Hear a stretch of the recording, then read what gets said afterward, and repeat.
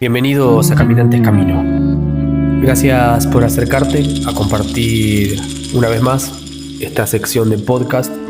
Si te gusta el contenido, no te olvides de dejar tu like, suscríbete y compartir el canal. Podés también apoyarnos de manera directa a través de los links que se encuentran en la descripción y a través de Patreon. Tu apoyo es importante para que este espacio siga creciendo. Buenos días, buenas tardes. Estamos acá abriendo este espacio recientemente transitado, que es el de los podcasts, las charlas, las entrevistas. Este encuentro particular surge a partir de el amor por las enseñanzas taoístas y cierta predilección por Chuang Tzu. Estamos acá, con a mi lado el señor Germán Pésaro, con el que ya hemos compartido varias charlas y varias prácticas. ¿Cómo estás, Germán? Súper. Lleno de energía. ¿Estamos bien? Sí. ¿Estamos listos para el camino? Ahora después Germán seguro tiene unas preguntas ahí preparadas, muy filosas. Y bueno, acá el invitado especial de hoy es Gabriel Nieto, por mí conocido hace poquito, a partir de un encuentro, unas clases sobre prácticas taoístas, que debo decir que me parecieron muy geniales. Bueno, en esa misma práctica Gabriel mencionó también su predilección por Chuang Tzu, así que ahí hicimos el link. Con Germán se conocen, que eso ya contarán ellos. Así que hasta acá es la propuesta que inicia este encuentro. Ya veremos para dónde nos lleva. Brújula en mano, espada quizás, antorcha y ahí vamos. ¿Qué tal, Gabriel? ¿Cómo estás? Buen día, muchas gracias por la invitación. Muy bien, tranquilo, viendo a ver qué sale de esta navegación. Excelente, buenísimo. Bueno, yo quisiera arrancar entonces, si te parece, con haciendo de cuenta, que puede estar escuchando a alguien que solo sabe del Tao, eso, cómo suena. ¿Cómo empezarías vos a contar, cómo empezás vos a colaborar, dar un puente para acercar con todo lo que es el Tao, ¿no? Bueno, en realidad hay una cultura que se plantea ciertos paradigmas, ciertas propuestas filosóficas que convenimos en llamar taoísta, y ahí adentro hay una cantidad enorme de riqueza cultural y de interpretaciones distintas. Definirte el Tao sería como empezar mal la entrevista, porque uno de los maestros más encumbrados taoístas, Lao Tzu, dice en su primer versículo del Tao Te Ching, que es una obra clásica del taoísmo, del Tao que puede hablarse no es el verdadero Tao, ¿no? Así que ya ante la advertencia del maestro supremo del taoísmo, no vamos a incurrir en ese error, ¿no? De empezar a tratar de definirlo. Acá los occidentales igual tratando de hablar de Tao. Por supuesto, sí, sí. En todo caso, si uno sabe que hablando y explorando ideas no alcanza la totalidad de la verdad, se puede hablar sin problema. El problema es cuando uno habla creyendo que puede definir y adquirir la verdad, ¿no? Si sabemos que simplemente estamos en un terreno de investigación y de acercamiento, no hay ningún problema. Pero bueno, en principio lo que se convino en llamar taoísta, es una terminología más o menos nueva, es tratar de agrupar una cultura que tiene una interpretación de la realidad, vamos a decir así. Y coinciden distintas escuelas y distintos maestros con esa interpretación de la realidad. La filosofía que está por detrás de esa interpretación de la realidad, puedes decir, es la filosofía taoísta. Pero como toda cultura, tiene expresiones diversas en relación con esto. El arte, la economía, la sociología, la medicina, la defensa de una región, etcétera, se basa todo en esta filosofía que podemos decir taoísta. El problema es que, como muchas cosas en China, después se hacen un poco caóticas, y dentro del taoísmo hay escuelas religiosas súper dogmáticas, hay escuelas que no se conocen, hay escuelas filosóficas que simplemente tienen un estudio intelectual del taoísmo. Después surgen escuelas como la confucionista, que hablan permanentemente del Tao y del taoísmo, pero tienen una interpretación muy diferente. Entonces, para acercarnos al taoísmo, lo primero que hay que entender es que te estás acercando a una cultura muy antigua, realmente muy antigua, que tiene diversas interpretaciones de la realidad, y que hay una filosofía que más o menos une las distintas escuelas y las distintas propuestas de autocultivo, de desarrollo, de crecimiento espiritual y de distintas áreas de lo que una cultura lo compone, que presuntamente haya tenido el origen en la región de China, pero no necesariamente solo ahí. Esto después podemos aclarar, pero no es una filosofía o una concepción de la realidad exclusiva de una región concreta de China, y que tiene ciertos postulados, ciertos paradigmas, digamos, filosóficos en los que se basa. Uno es el Tao, que es indefinible, pero es un poco el que nuclea a todos los demás, y otras columnas así muy importantes de la filosofía taoísta que definen para dónde ir como cultura, digamos. Y esto influenció la cultura china, influenció un montón de partes de la cultura china, del idioma, de la medicina, etcétera. Pero también hay que aclarar que la cultura china desde hace muchísimos siglos que no es para nada taoísta, digamos, ¿no? O sea, es dicho por los propios maestros taoístas de ya hace mucho tiempo atrás, como Chuang Tzu. Entonces, eso para aclarar sería así. Diría yo que esta filosofía y esta forma de ver la vida es una forma de ver la vida muy antigua, tiene su propia filosofía que ha influenciado distintas áreas de la cultura china y de Oriente en general, y que, bueno, tiene una característica especial en relación con la forma de entender y comprender la realidad. Esta pregunta que le hiciste, Maxi, yo iba a hacer la misma pregunta, pero desde otra manera. La misma pregunta. Así que, si me permitís, reformulo y hago la misma pregunta de otra manera, de un nivel pragmático. Mira, Gaby,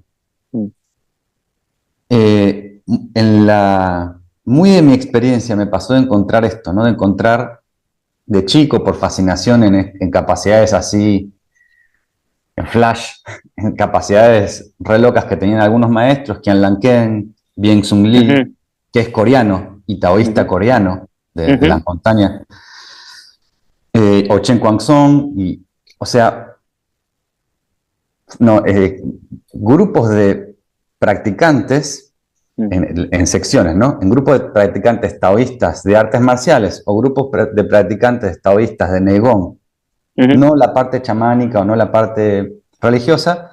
Incluso en ellos, la concepción de taoísmo era completamente caótica, distinta. Se autoproclamaban taoístas, pero era casi injuntables, parecía. ¿Por qué es esto? ¿Cuál es la dirección? ¿Cuál sería la dirección en la que apuntaría, o por ejemplo, tu concepción y tu dirección? Bueno, el taoísmo propone como uno de los máximos postulados filosóficos el Wu Wei, ¿no? Que es, a mí me gusta la traducción que habla del Wu Wei como una acción vacía de propósito personal. La traducción no acción para mí no es correcta, porque implica como una inactividad, y lo que rige el universo no es una pasividad. inactiva, sino una acción, ¿no? Es un movimiento. Entonces, una acción desprovista de propósito personal sería como lo que los taoístas entienden que es la manera de funcionamiento natural de todo lo que existe. Esa es la forma en la que el universo se ordena. Y vos podés alinearte con esa corriente universal cuando no tenés un propósito personal que seguir. Y el Tao Te Ching básicamente habla de eso, ¿no? Ujú. Cuando hay un interés personal ulterior, entonces entras en otros terrenos, que puede ser la compasión o la virtud, o, en fin, bueno, la virtud no, pero la compasión, la moralidad, las leyes, etcétera, tienen intereses personales que servir, dice el taoísmo. Y entonces el taoísmo propone esta acción de Wu Wei o de acción vacía de propósito, lo cual implica una característica muy salvaje, si se me permite el término, en cuanto a un funcionamiento social, porque decís, bueno, ok, vamos a funcionar desde un desinterés personal, pero ¿cómo construimos una sociedad basándonos en esto? Bueno, los taoístas se jugaron a esa forma de funcionamiento durante bastante tiempo, y creo que una de las lecciones más lindas que tiene la tradición taoísta, y me permito decir un poco hasta la cultura china en este sentido a Occidente, es que Occidente tiene un enemigo público así decretado, que ni siquiera puede ver la enorme tensión y la enorme cárcel en que se pone, que yo al enemigo público ese le voy a llamar la divergencia. Cuando aparece una voz divergente de algo en Occidente, inmediatamente el pensamiento occidental pretende anularlo, ¿no? Debo decir, por ejemplo, no sé, la religión dice solo existe Dios y solo tenés que creer en Dios, y nacen un montón de voces, ponele, ¿no? En un determinado momento de la historia, científicas que tratan de anular esa divergencia. ¿No? Aparece un sistema político que dice las cosas se deben hacer así, y hay otros sistemas que van en contra de eso y tienen que anularlo, porque no se banca la diversidad. Básicamente lo que pretende es homogeneizar una verdad absoluta y no se banca la diversidad. Y la gran lección del taoísmo es que se banca la diversidad. Hay taoístas vegetarianos, hay taoístas carnívoros, hay taoístas que practican sexo, hay taoístas que no practican sexo, hay taoístas que le dan mucha importancia a las artes marciales, hay taoístas que le dan cero importancia a las artes marciales, hay taoístas que meditan un montón de horas, hay taoístas que dicen que la meditación no sirve para nada, hay taoístas que leen y estudian, hay taoístas que dicen que no hay que leer ni estudiar, y conviven hace siglos, y ninguno trató de imponerle una verdad absoluta a los demás, diciendo este es el verdadero taoísmo y todos los demás están equivocados. ¿Qué es lo que yo entiendo que tratamos de hacer nosotros en general con todas las cosas, inclusive el taoísmo? Entonces, si la verdad absoluta del Tao no se puede hablar, entonces que venga alguien y me diga, yo voy a comer todos los días zanahoria y de esa forma voy a alcanzar el Tao, mi obligación ética como taoísta es decir, puede ser.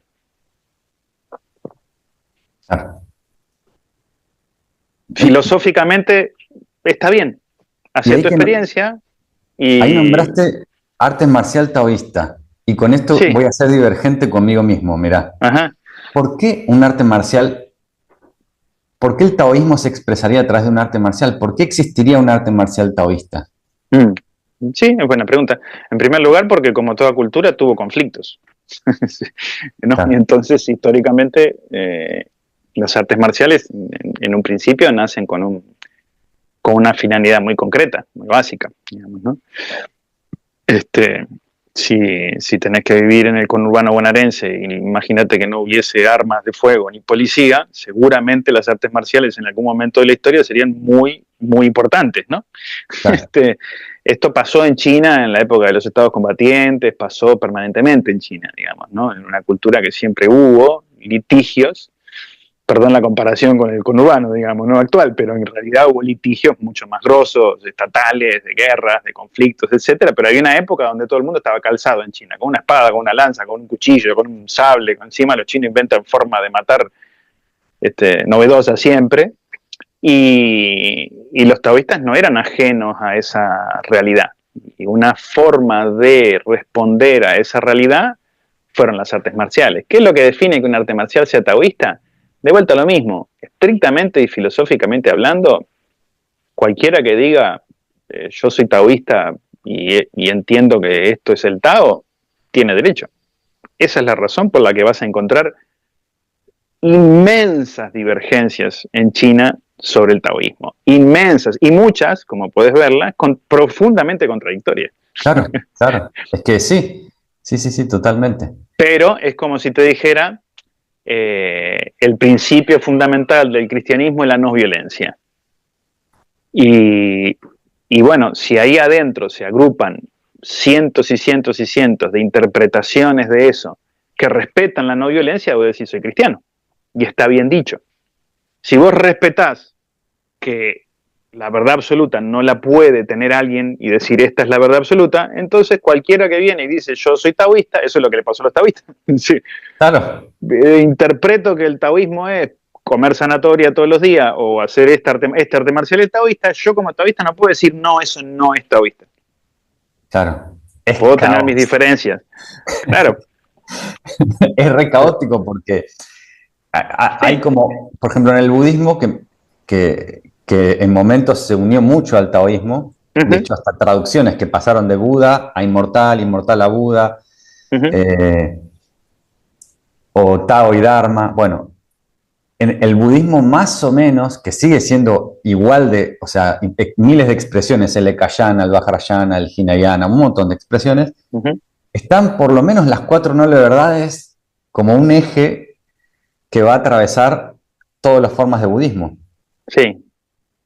Y en el taoísmo está más salvaje todavía, más suelto. O sea, sí, más... claro, pero porque aparte estás comparando una ideología o una religión, como quieras llamarle al budismo, con una cultura. Entonces, claro. el budismo viene, y está bien dicho budismo, porque hay alguien, se llama el Buda, que dice las cosas son así, y hay seguidores, que es, entre ellos tengan interpretaciones distintas y demás, es natural. Pero hay, como decís vos, una columna vertebral de conocimiento que emana de un fulano, que claro. Nosotros decimos, este fulano es el que tiene una verdad, tiene algo para enseñar, tiene algo para iluminar, y lo seguimos. El taoísmo no existe eso. O sea, Occidente trata de hacer una fuerza terrible para dar como fundador al taoísmo a Lao Tzu, lo cual es ridículo. Pero en realidad es una cultura. Claro. Entonces no hay un fulano que diga estas son las 4 nobles verdades, síganme, y después hay divergencias de interpretación. No, es una cultura que tiene saberes adentro, y conocimientos, y expresiones culturales, y filosofía, en las que distintos pueblos y en distintos momentos de la historia adhieren. Entonces, para afinar un poco y terminar de responder a lo que quiero decir con esto de la divergencia, es que por supuesto que es más caótico, por supuesto que es más complejo, por supuesto que es mucho más difícil navegar por una filosofía que se plantea tan abierta, pero esa característica que tiene es la que lo ha hecho tan rico. A partir del momento en que algunos ostentadores del poder tratan de hegemonizar, de homogeneizar, perdón, de poner como una unidad única y esta es la única verdad al taoísmo, es cuando empieza el declive de la cultura taoísta. Claro. Mientras estuvo abierta y todo el mundo decía, bueno, a ver, ¿cómo hago para hacer un arte marcial taoísta? O una medicina taoísta, o un arte gráfica taoísta, o un teatro taoísta, o una música taoísta. Me enamoré de Chuang Tzu, como dice acá el amigo Max. ¿Cómo hago para que esa filosofía se impregne en mi cocina? ¿Cómo hago para que esa filosofía se impregne haciendo el amor? ¿Cómo hago para que esa filosofía se impregne haciendo huerta? Eso es el taoísmo. Y las diversas regiones y las diversas personas que trataron de llevar adelante esas filosofías que tienen la enorme sutileza de ser erráticas, ¿no? Porque la filosofía taoísta se expresa en poemas, en fábulas, en cuentos, no en libros técnicos de cuál es la verdad. De hecho, sería como un insulto a la tradición taoísta tratar de describir la filosofía taoísta técnicamente. Eso no lo hacen los taoístas, lo hacen los estudiosos del taoísmo. Pero los clásicos te cuentan el taoísmo en anécdotas, en chistes, en poemas, en canciones, en música, en cuentos, no hay un libro taoísta que diga, miren, esto es la filosofía taoísta. Eso hacen los occidentales. Pero los taoístas no hacen eso. Entonces esa riqueza, por supuesto que es más caótica, es más salvaje, como vos decís, es difícil, pero fue la que generó una riqueza enorme. A partir del momento que vos decís, no, bueno, vamos a poner las cosas en orden, vamos a definir, esto es el taoísmo y esto no. Y bueno, vas a tener menos riqueza de interpretación. Menos caos, pero menos riqueza. Está buenísimo, mirá, me traes rápidamente un punto que tenía ganas de preguntarte desde el principio, que podría ser interesante más o menos traer de a qué te referís con cultura, ¿no? Como hoy en día se dice que es cultura pararte a hacer ruido con un tambor en la calle, te convierte en artista y eso es cultura. O a veces se habla por cultura la repetición de hábitos, ¿no? De costumbres. Exacto, costumbres. O se dice que es cultura ciertos conocimientos. Y en este caso, yo estoy bastante más de acuerdo a lo que entiendo que mencionás vos con cultura, pero podríamos abrir acá un poquito, ¿no? Como cuando decís es una cultura, no es una religión, no es una práctica, sino es una cultura, es algo, entiendo, como abarcativo, ¿no? Que tiene más que ver con esto que viene saliendo de lo errático y lo no encajonable.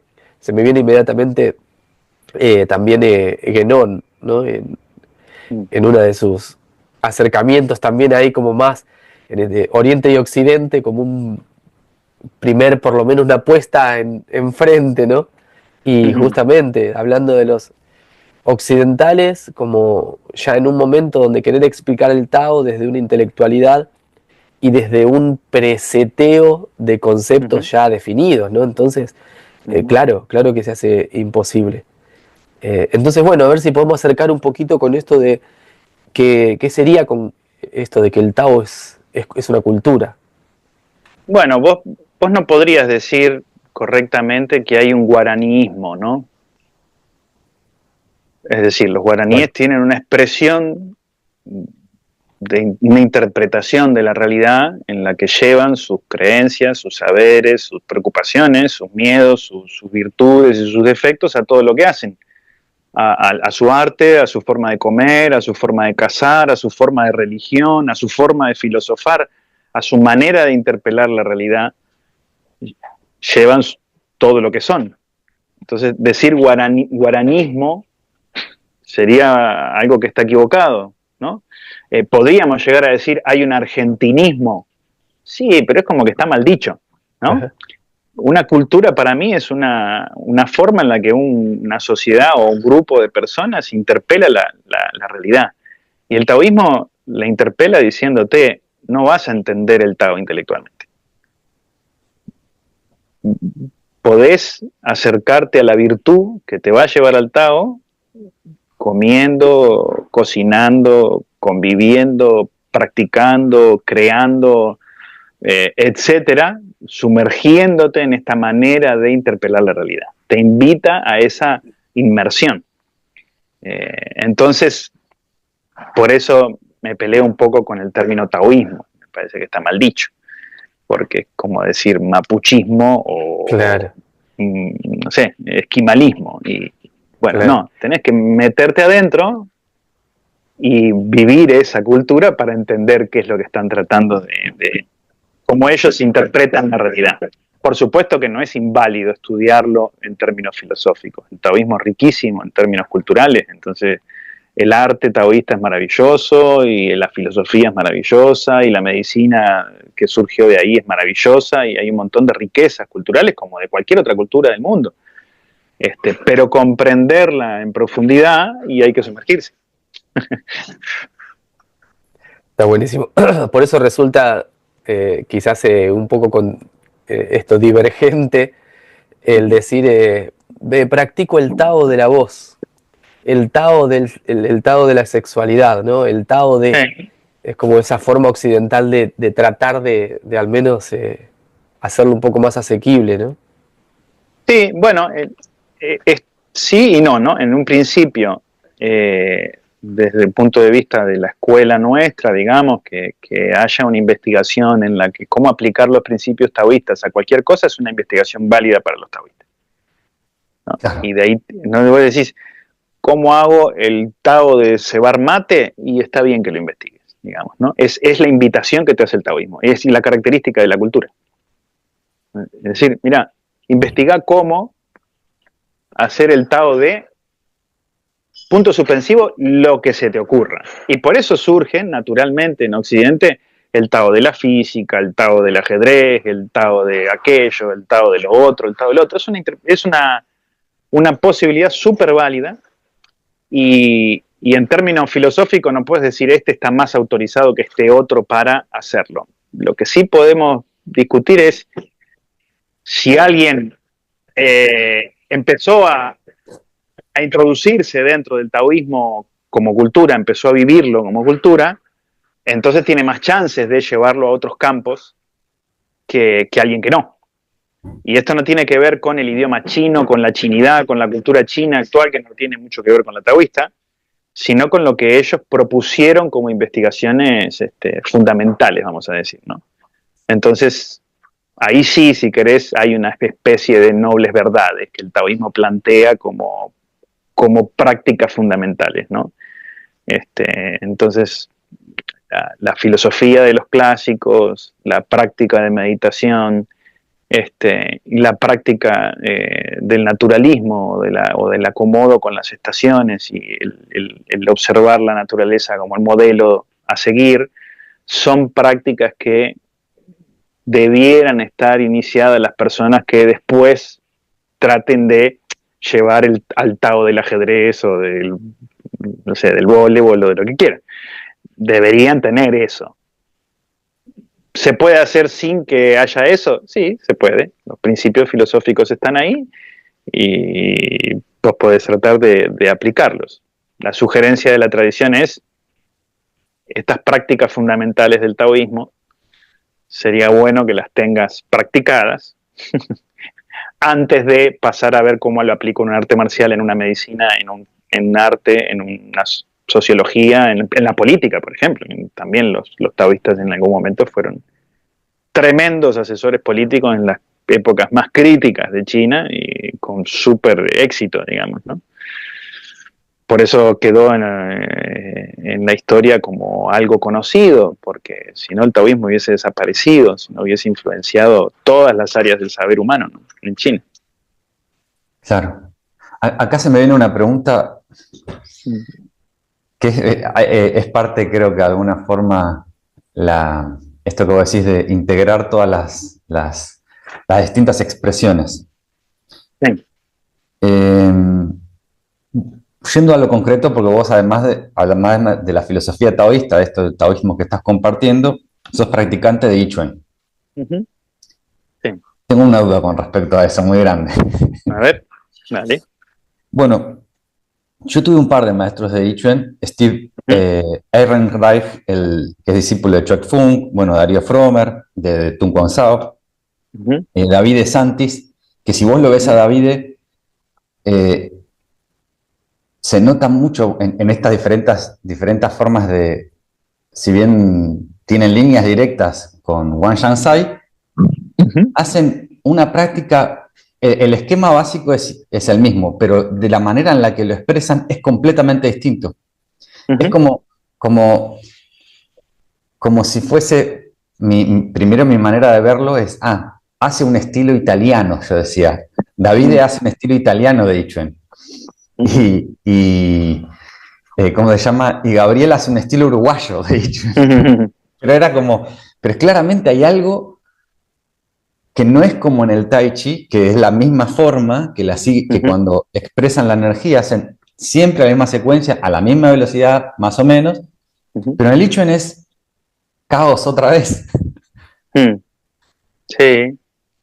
Bueno, ahí hay un concepto que Lao Tzu te puede aclarar y de paso te paso un tip para siempre ver si el Tao Te Ching está traducido de una forma más o menos respetando el sentido. Sabes que nuestra escuela este, tiene acceso al Tao Te Ching original, escrito en el idioma original, que no es el mismo del chino actual, y hubo todo un trabajo del maestro Li Fuquan, que fue uno de mis maestros, en hacer una traducción lo más fiel posible a una lengua occidental, ¿no? Le llevó 30 años y no estuvo conforme.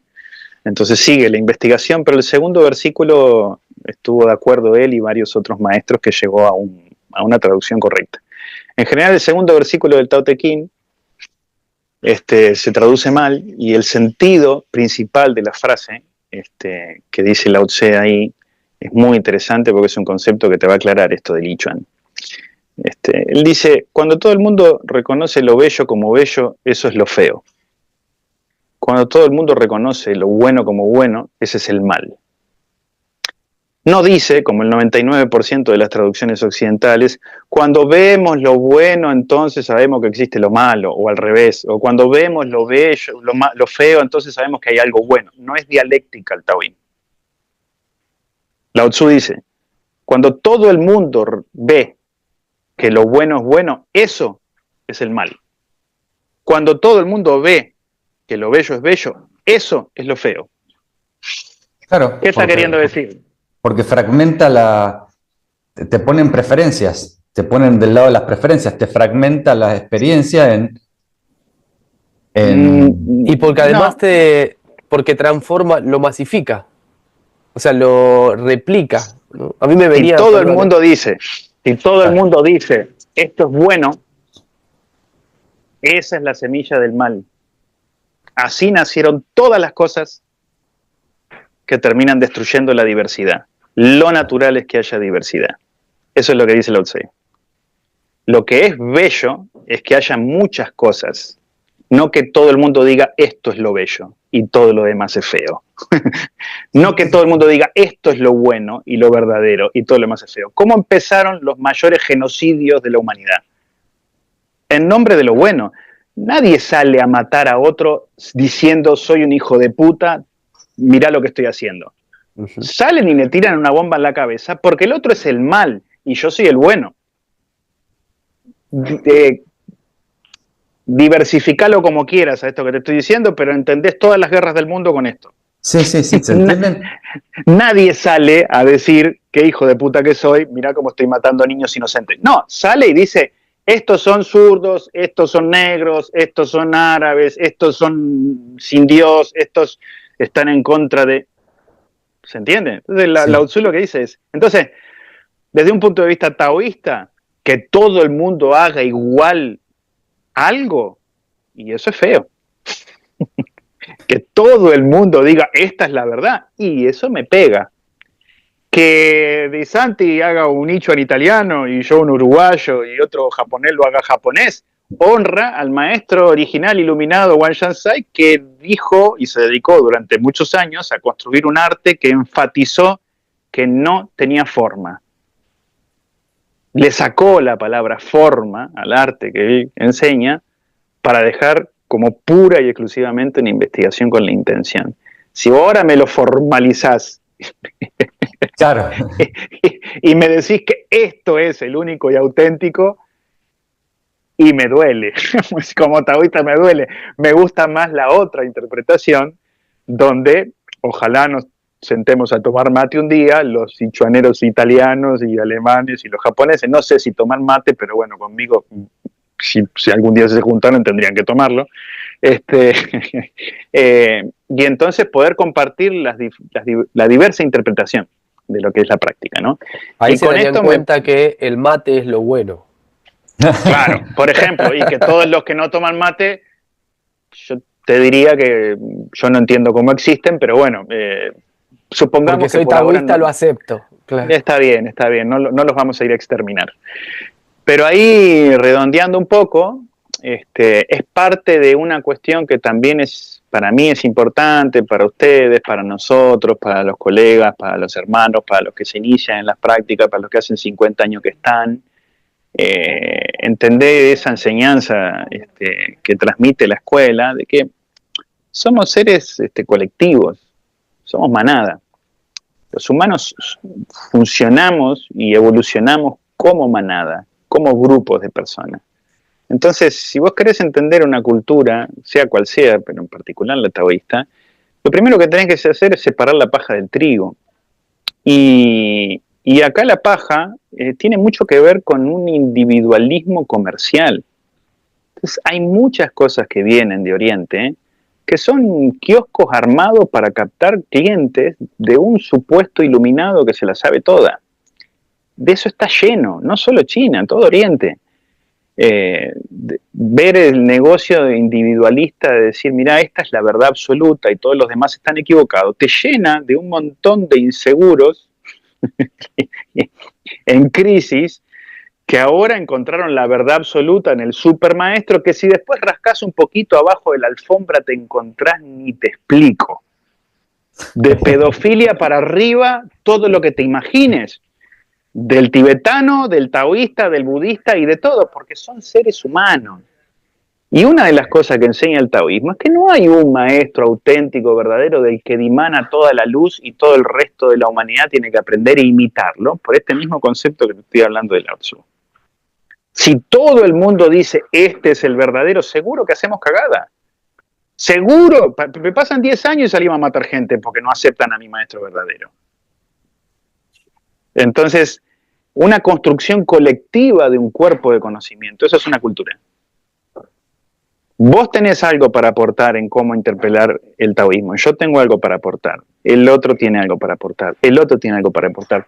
Todos podemos hacer que el taoísmo esté vivo y dimane sus bendiciones sobre el resto. Y que a su vez el resto que viene nos hace a nosotros reflexionar acerca de cómo estamos practicando. Esa es una forma de manada de funcionar. Si seguimos en el viaje capitalista ridículo de creer que alguien va a ostentar la totalidad del conocimiento y no va a tener defectos y no va a tener oscuridades, y de él va a dimanar toda la luz de la humanidad, y los adeptos van a tratar de alcanzar ese estado, y bueno, podemos seguir jugando así otros 500 años, digamos, pero creo que eso es lo que hace que se muera un cuerpo de conocimiento, ¿no? Está buenísimo el punto porque todo el tiempo está viniendo a la práctica, ¿no? Y al momento donde estamos también, ¿no? Uh-huh. En esto de, mientras íbamos hablando, se me venían un montón de cuestiones vinculadas a la cosmovisión moderna, que es lo que hace que sea tan complejo probablemente captar, ¿no? La naturaleza del Tao. Y creo que ahí hay una clave que eso, que a los modernos nos es complejo poder captar lo natural, ¿no? O sea, lo previo a la interpretación. O sea, no estoy diciendo ni siquiera que lo podamos asir, pero nos cuesta probablemente como cosmovisión poder captar que hay algo más que en la propia interpretación, ¿no? Mirá, súper interesante, ¿no? Yo pienso que ahí es nuestra tarea como taoístas contemporáneos o modernos, ¿no? Pensar que para ser taoísta necesitas entender el idioma chino, que no te va a alcanzar 3 vidas para entenderlo en profundidad, es un alejamiento, ¿no? Y de la misma manera que eso es un alejamiento de acercarte a una cultura, no necesitas comprender absolutamente todo de esa cultura, ¿no? Es decir, un japonés puede venir a Buenos Aires y hacerse un excelente bailarín de tango y comprender un montón del lunfardo de Buenos Aires porque ama el tango y se dedica a eso, y por ahí no habla nunca en español y nunca va a decir una palabra en lunfardo, y hay bailarines de tango excelentes. De la misma manera puede haber cualquier occidental que se aproxima a algún saber taoísta, una práctica marcial, una práctica meditativa, una práctica de medicina, y llegar a niveles insospechados de ejecución, y eso sin saber una palabra de chino. Para mí es perfectamente posible eso. El tema es el siguiente: yo creo que el hecho de que nosotros nos pensemos como colectivo desarticula un músculo que está siempre activo en Occidente, que es la competencia. Si vos te estás pensando como alguien que tiene que comprender la totalidad del Tao para poder dimanarla, no solo que te pones en un camino en el que ya fracasaste en el primer paso, o sea, todos los pasos que des van a ser un fracaso porque nunca vas, como bien dijiste, Max, a asir el Tao, o sea, imposible, sino que además te perdés una posibilidad mucho más gratificante para el ser humano, que es dejar de competir. Lao Tzu dice, el sabio hace suyos los intereses de la gente. ¿Quién empieza a enseñar una práctica de meditación con ese principio? Nadie. Yo dimano mis intereses para que los otros hagan de mis intereses sus intereses, y eso es enseñar. Nadie lo piensa al revés. Digo, ¿qué le interesa a esta gente? ¿Por qué viene a una práctica taoísta? ¿Por qué viene a investigar en Chuan Tzu? ¿Por qué quiere hacer Tai Chi o Qigong? Y ahí, mira, hay una clave también, porque incluso los intereses en general de ese moderno ni siquiera son intereses propios. O sea, creen que son propios, ¿no? Seguramente sean intereses premoldeados también justamente por las creencias materialistas del momento, ¿no? Sí, entonces, y ahí tenés todo un trabajo, porque tratar de alcanzar cuál es el verdadero interés de alguien que se acerca, bueno, es un camino mucho más gratificante que tratar de colocarte en un lugar edificado del que vos decidís cuáles son las verdades que tiene que perseguir. Aparte de muy cansino, ¿no? Porque si te parás en ese lugar tenés que estar respondiendo a todas las problemáticas de la humanidad con sabiduría y elocuencia y no sé qué, y estamos en el mismo barco. Nosotros en Uruguay decimos, entre fantasmas no nos podemos pisar la sábana, ¿no? Eso para mí refleja bastante un saber popular taoísta, porque ya si vos tenés un tránsito en este planeta, sabés que el maestro más encumbrado, más disciplinado y más autocastigado y autoflagelado, ayunado, etcétera, va a tener defectos. Va a tener debilidades, va a tener vulnerabilidades. El chamán de la selva, el tibetano del Tíbet, el que está dentro del templo budista, el taoísta, somos personas. Ahora, si te parás frente a eso en una actitud de competencia porque vos querés tener la verdad absoluta, te ponen en combate con todo. Y si nos juntamos, y en vez de competir, y vos crees que el taoísmo es comer zanahoria, y yo creo que el taoísmo es criar conejo, y el otro cree que el taoísmo es hacer Yichuan, y el otro cree que el taoísmo es reírse con Chuan Tzu, y nos sentamos y construimos un cuerpo de intercambio. Eso es el taoísmo. Esa es la enseñanza que para mí tiene la cultura taoísta para Occidente. Eso fue lo que pasó durante muchos años. En el 2007 yo fui a... ¿2007 fue? No me acuerdo. Bueno, en 2000 por allá, 2010, 2000 y algo. Fui en una ocasión a un congreso internacional de taoísmo organizado por Livia Korn en Changsha, en China. Y había como 400 escuelas distintas taoístas y yo estaba desesperado por encontrar el linaje de mis maestros y demás. Y en un momento nos sentamos en una mesa, un monje de Bután, un monje de Singapur, un maestro de una religión taoísta de Singapur, otro maestro que era de una escuela poco conocida, la Flor del Ciruelo, otro maestro de la Nube Blanca, dos profesores de una escuela de Neitancún del Sur, ligada a los hechiceros de Maoyang, y estaba yo con un brasilero en la misma mesa, ¿viste? Y con un traductor que nos ayudaba ahí a interactuar.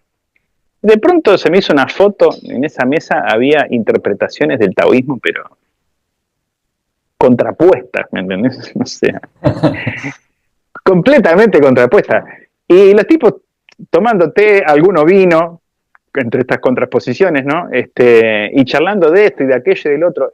Y la sensación que me dio es que yo estaba buscando el momento interno en el que saltara la ficha y todo el mundo se pusiera a pelear, ¿me entendés?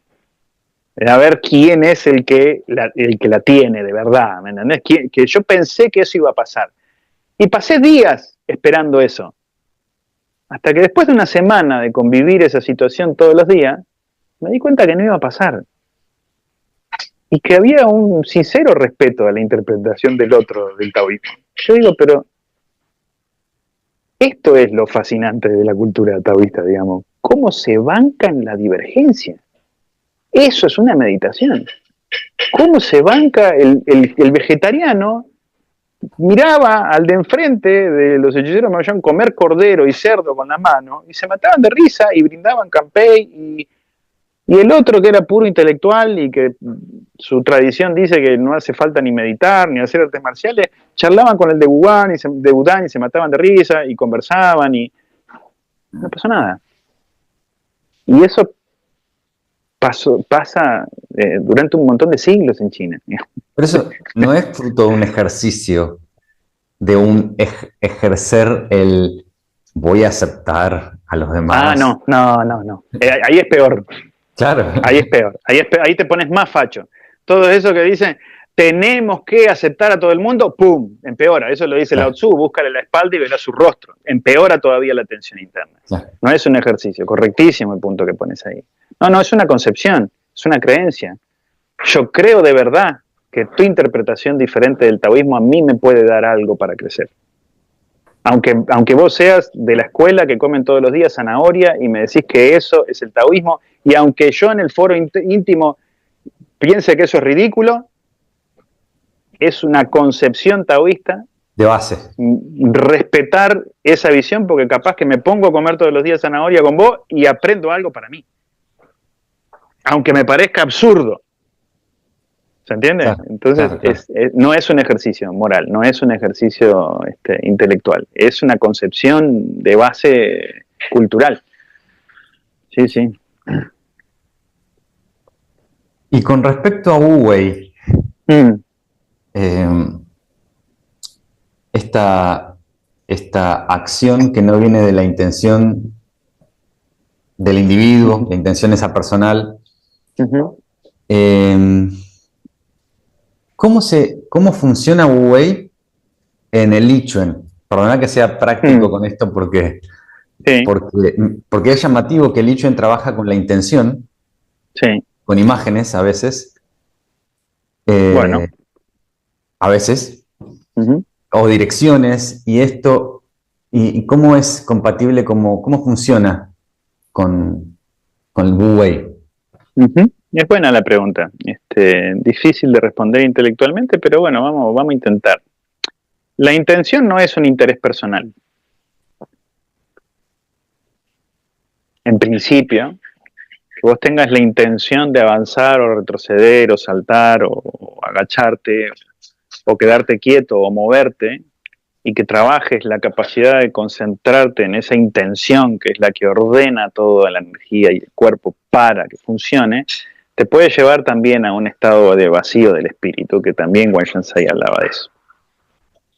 El tema es, si vos entrenás esas direcciones con la finalidad de ser superior a otro marcialmente hablando, por ejemplo, rompes todos los principios del Wu Wei. Claro. Entonces, como un torneo, como entrar a un torneo. Por ejemplo, sí. En principio, las artes internas yo las defino como prácticas en el que la efectividad externa no te interesa. Claro. Si no son prácticas externas. Que no tiene nada de malo que haya una práctica externa. Una práctica externa para bailar mejor que otro, para pelear mejor que otro, para ayunar más tiempo que otro. ¿Está todo bien? Es una práctica externa. Interna, por definición, es que no te interesa el resultado de tu práctica. Esa es tu... Quedémonos un poquito acá porque sí, esto es clave porque, bueno, con Max y también con otras personas que hemos hecho entrevistas y encuentro con maestros de distintas artes internas, yo todavía me sigo quedando un poquito más me hace más sentido un maestro mío que me dio esta descripción de lo interno, como esto de ir hacia adentro o lo interno y lo externo. Y la descripción es, lo interno es lo que no tiene forma. Todo lo que tiene forma es externo. Un pensamiento es externo. Una idea es externa.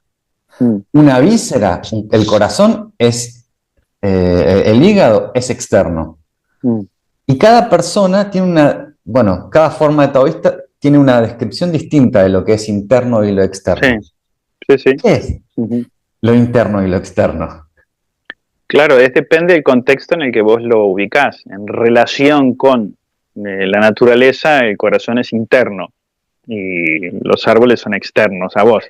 Meg y Wai, ¿no? Son conceptos básicos. Y en términos de lo que estábamos hablando, que es del autoconocimiento, el autocultivo, vos utilizás una práctica. ¿Qué es lo que esa práctica la transforma en interna o en externa? Bueno, si la práctica, el objetivo es vencer a otro, es externo. Que te aplaudan en un teatro, que ganar miles de adeptos porque ayunás 50 días y te consideran místico, es una práctica externa. Con esto no estoy tratando de decir lo externo es malo y lo interno es bueno.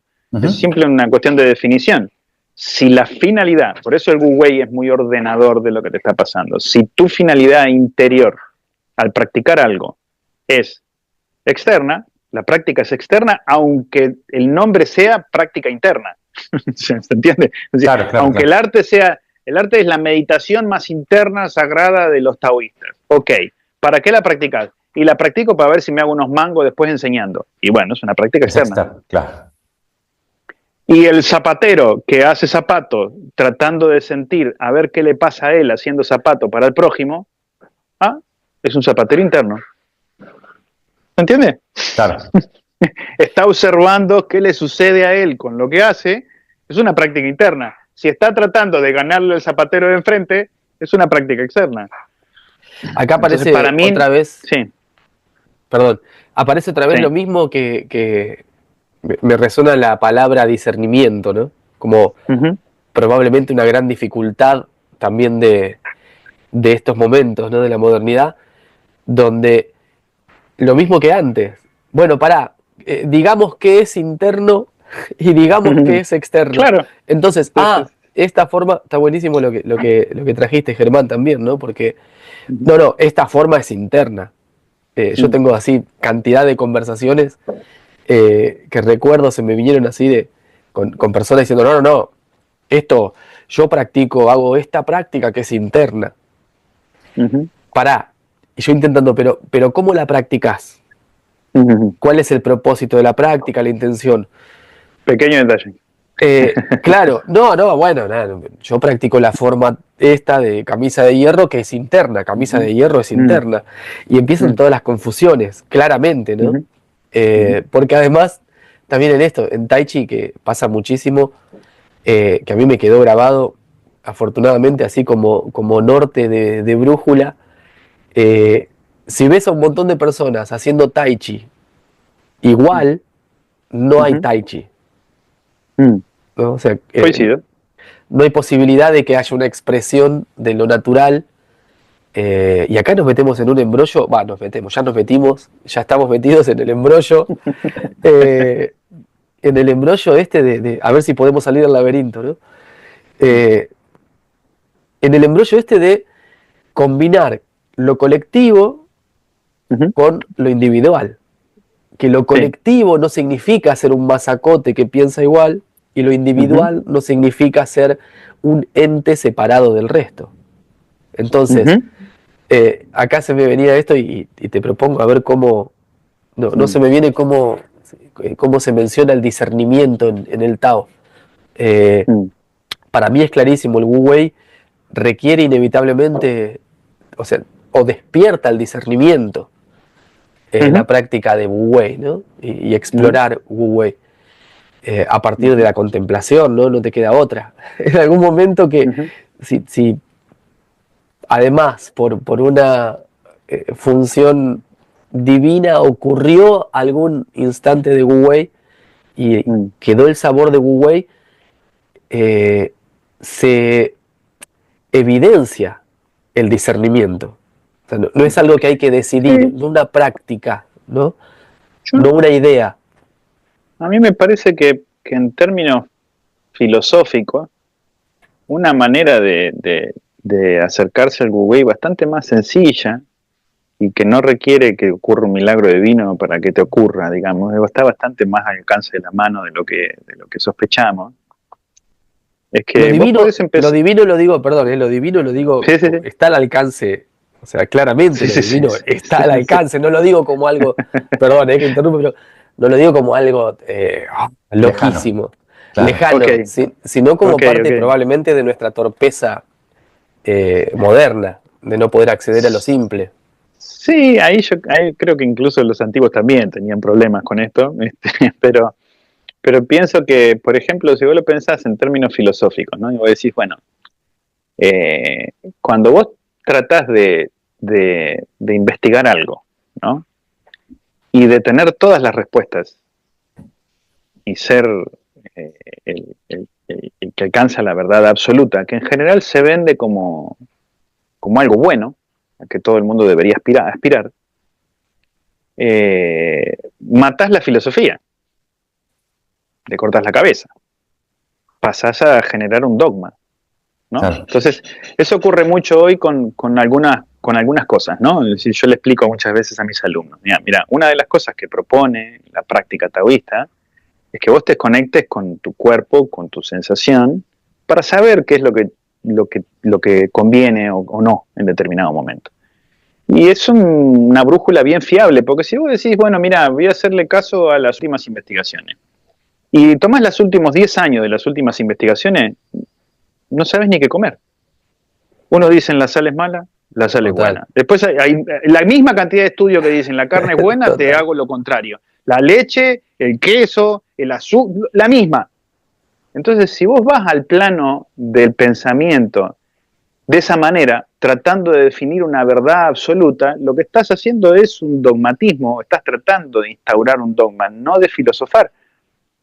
Y en última instancia, la filosofía se trata de ir abriendo cada vez más preguntas, ¿no? Nosotros empezamos a charlar acá y si nos acercamos un poquito a la filosofía taoísta, te van a quedar más preguntas por hacerte.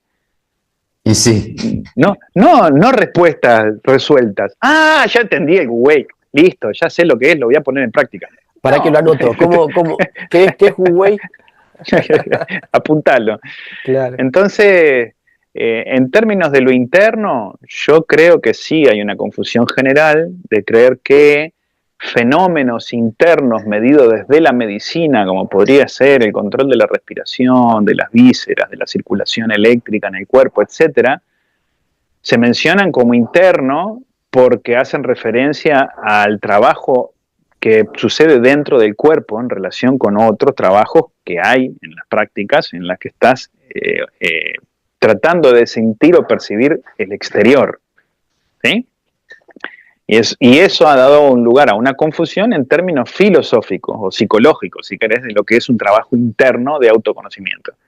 Un trabajo interno de autoconocimiento, disfraces como la disfraces, a última instancia vas a necesitar una sinceridad. Y esa sinceridad es, ¿para qué estoy haciendo esto?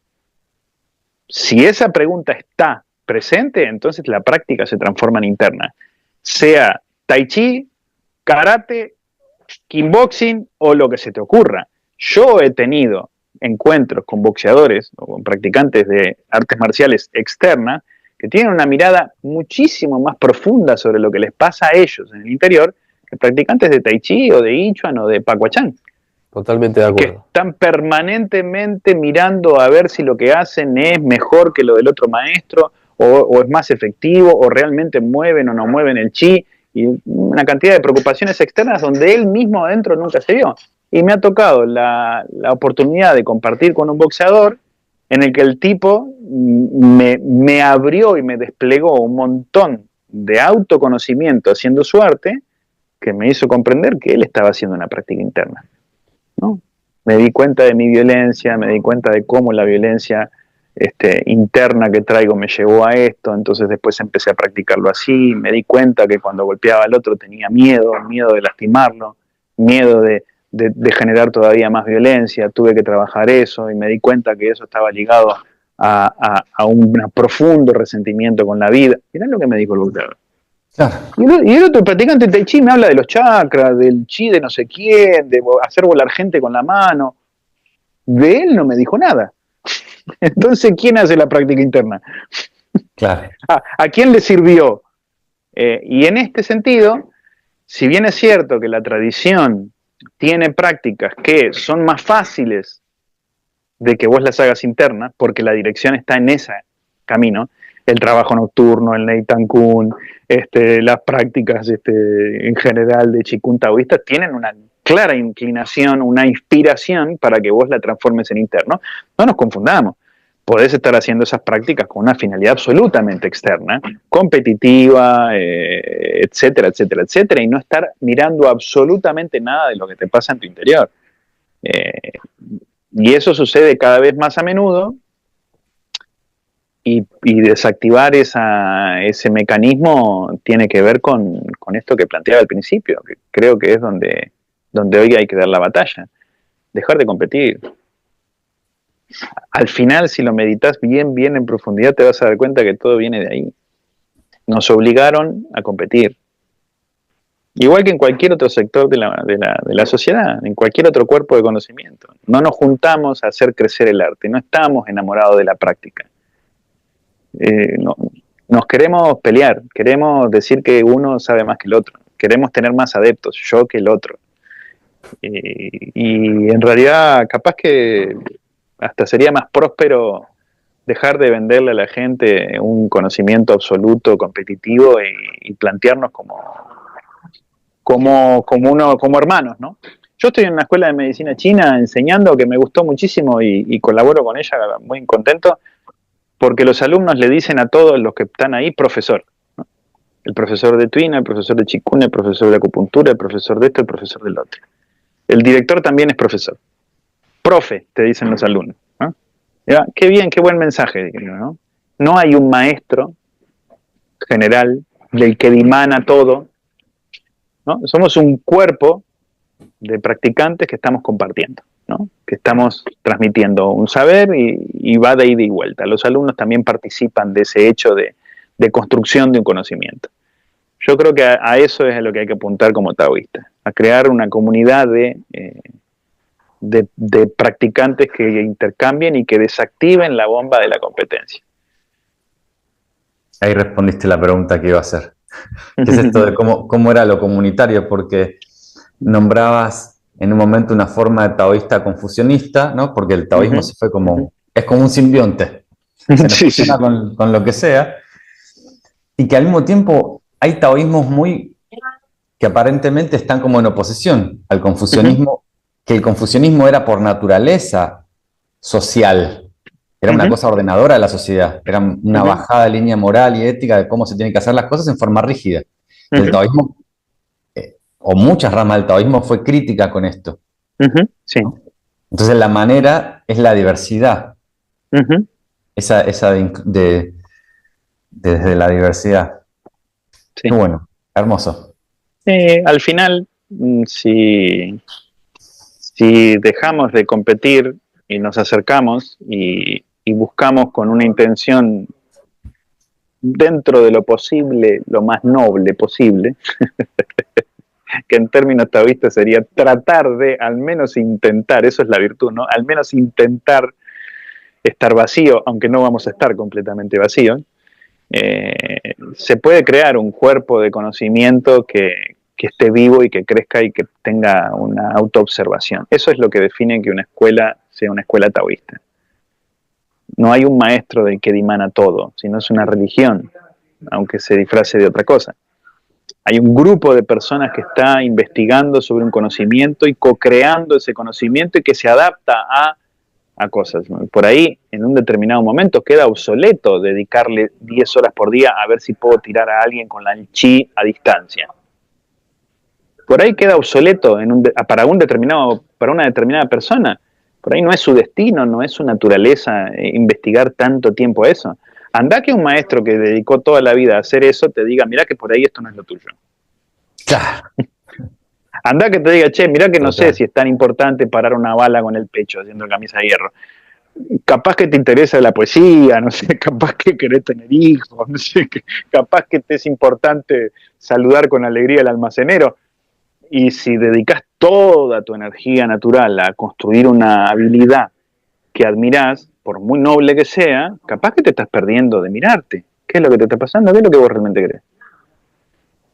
Entonces, para mí, no puede dimanar de un único maestro que se la sabe toda.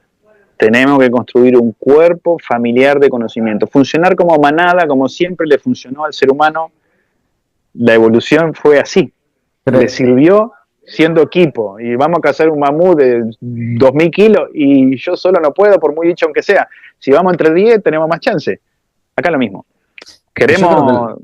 que lo que estás describiendo, esto de ver a través de las capas de la cebolla, a ver, bueno, a ver qué hay detrás de esto. Esa es la vía es la vía del encuentro con el chi. Lo otro es un constructo artificial también. O sea, el hecho de Sí, hacer truquitos y de manera artificial generar energía. sí. Sí, sí, y por eso también te digo, es tan lindo cuando vos ves que un practicante empieza a descubrirse que lo que él tenía en el corazón no era tan malo y por ahí lo que quería desarrollar no estaba tan mal, ¿no? Pero por ahí lo convencieron en el camino de que tenía que ser el Buda, tenía que ser otra cosa que lo que él es. Y ahí se pierde también la diversidad. Claro. Así que, nada, celebro que nos estemos empezando a juntar los locos taoístas que dejamos de creer en los maestros absolutos iluminados y que queremos tener un compromiso con el camino, con el conocimiento y no con una persona o una autoridad única, ¿no? Está Así me buenísimo, enseñaron mis maestros. Qué bueno. está buenísimo que además es esto un poco lo que está pasando, un poco no, es lo que movilizó este encuentro, ¿no? Y Uh-huh. bueno, con Germán, desde que nos conocimos, que venimos ahí pulsando encuentros y juntándonos con uno, juntándonos con otro, medio que sabiendo solamente el paso siguiente nada más, ¿no? El otro día hablábamos de eso, como, eh, se activa una cosa y vamos por ese paso siguiente y ese paso siguiente nos da el que va a venir. Me parece que está buenísimo esto que traes, incluso, Gaby, incluso si le quitáramos la palabra taoísta, ¿no? O taoísmo, Uh-huh. incluso como, no sé, a mí me pasa también que atendiendo y dando clases, Chuan Tzu, de hecho fue el primer libro que se subió a este canal, y fue específicamente para compartirlo en las clases y en las Uh-huh. sesiones que atiendo, porque Chuan Tzu justamente del Tao me parece el que más, menos hace falta de que sepa si es Tao o de cuándo era, en qué momento. Hay algo en Chuan Tzu, ¿no? Que es transversal de tal manera que, y que a cada uno le puede llegar como sea. Entonces muchas veces, en vez de tener que darle a alguien una dirección, quizás ahí en el Tao, en eso que trae el Tao, hay como una brújula interesante, ¿no? Por lo menos, al menos eso, ¿no? Más que decir a la gente que se haga taoísta, eh, sino que señalar, ¿no? Darle esa dirección que propone el Tao como un discernimiento, por lo menos para los que estamos acá, que consideramos que ayuda, ¿no? Ayuda a la brújula, Uh-huh. a recuperar un poco de brújula en este andar. Uh-huh. Coincido, Chuan trasciende la cultura, ¿no? A la que pertenece. Y, y eso en esos términos, pienso que en realidad no tenemos nada para enseñar, tenemos cosas para compartir. La gente no es estúpida y no sabe nada. Hay un montón de cosas que hace en el día a día que son perfectamente comprensibles desde una perspectiva taoísta. Yo quiero ver un tibetano que medita 10 horas por día, manejar un taxi 16 horas, tener 3 hijos y llegar a fin de mes en Buenos Aires. Lo quiero ver, a ver si llega. ¿Entendés? No es que la gente es estúpida y no tiene ninguna conexión con la espiritualidad o con el Tao porque trabaja cobrando peaje 12 horas por día y demás. Hay un montón de cosas que lo que nosotros tenemos para compartir con esa gente le puede ayudar a un montón de cuestiones de salud, de equilibrio y demás, pero en el fondo es un compartir. Si sos taoísta, para mí ese es una esencia. Yo veo que la gente que empieza una práctica tiene el Wu Wei incorporado en un montón de cosas de su vida, ¿entendés? Está el Tao funcionando en su vida. No es que porque es abogado y trabaja en tribunales 14 horas por día, está completamente escindido de esta realidad interna espiritual, y el flaco que está en Gudán haciendo todos los días tai chi para obnubilar a su maestro y salir como guardaespaldas del presidente es sumamente profundo y espiritual y meditativo. Entonces, yo no creo eso, pero de verdad no lo creo. Creo que un bailarín, un abogado, un médico, un maestro de escuela, un zapatero, tiene tanto Tao como el místico más grande que hay. Y creo que si Chuang Tzu está escuchando esto, se está matando de risa y completamente de acuerdo. Entonces a mí me parece que es lindo o interesante que la gente entienda que lo que nosotros tratamos de hacer como escuela taoísta no es posicionarnos en un lugar donde ostentamos un saber que ellos no tienen, sino por ahí compartir algo para que ellos vean que lo que ya tienen se puede aplicar. Y que hay ciertos saberes que pueden ser adquiridos que van a beneficiar la dirección interna natural que ya tienen. Nada más, no hay un conocimiento que, viste, de pronto les llega así como en un tupper y comen de ese tupper. Ahora empiezan a comer miso en vez de milanesa y se transforman en espirituales porque comen miso en vez de milanesa. No. Ahora, si me dono a mí mismo, como compartiendo lo que mastiqué y digerí del taoísmo, te puedo ayudar a que vos descubras cosas tuyas. A mí lo que me interesa de que hagas la práctica taoísta es que vos descubras quién sos vos, no que descubras el taoísmo. Me interesa que descubras el taoísmo. Por mí, sé budista, sé cristiano, sé musulmán, sé ateo, no me interesa para nada. Que te pongas la camiseta taoísta es lo que menos me interesa. Lo que me interesa es que un día me digas, che, Gabriel, mira, hice la práctica nocturna y descubrí quién es Germán. Por lo menos un aspecto de quién es Germán. Me estaba faltando esto. Descubrí quién era Max. Mira, me encanta esto y me enamoré de esto y estoy haciendo música como siempre quise, qué sé yo. Y si es ser taoísta y ponerte la camiseta, bienvenido, pero no es lo que me interesa. O mejor aún, musulmán. Sí, claro. Bueno, está buenísimo. Justo decías a lo último algo que me venía como síntesis, pero abierta, obviamente, ¿no? Síntesis que abre, que es esto de el discernimiento y lo interno y lo externo, ¿no? Uh-huh. Y mencionabas esto, la dirección hacia adentro, donde entonces quizás en esto lo que probablemente trae esto de lo interno y lo externo es que la práctica interna tiene la flecha apuntando hacia adentro y la flecha de doble punta, ¿no? Entonces lo externo está en relación con lo interno.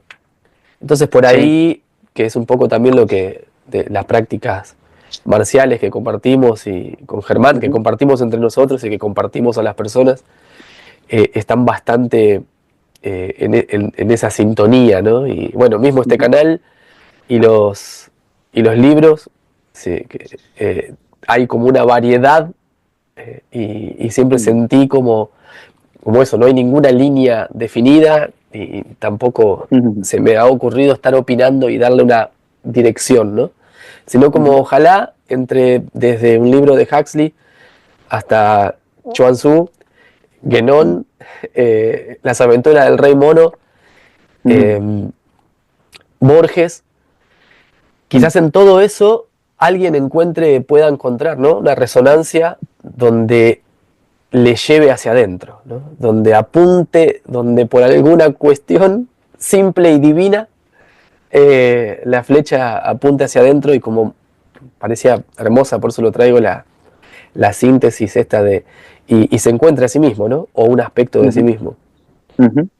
Sí, me parece que sí, que de vuelta en una época donde parece que hay que competir permanentemente, entonces hay que saber. Y parece que el aspecto más importante es no saber.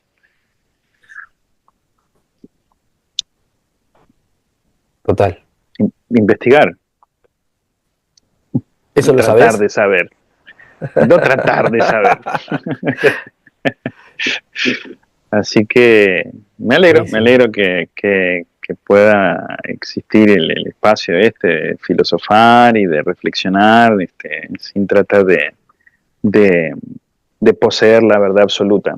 Los felicito y bueno, cuentan conmigo para una próxima vez, porque son muchos temas y seguramente vamos a ir encontrando más cosas que charlar.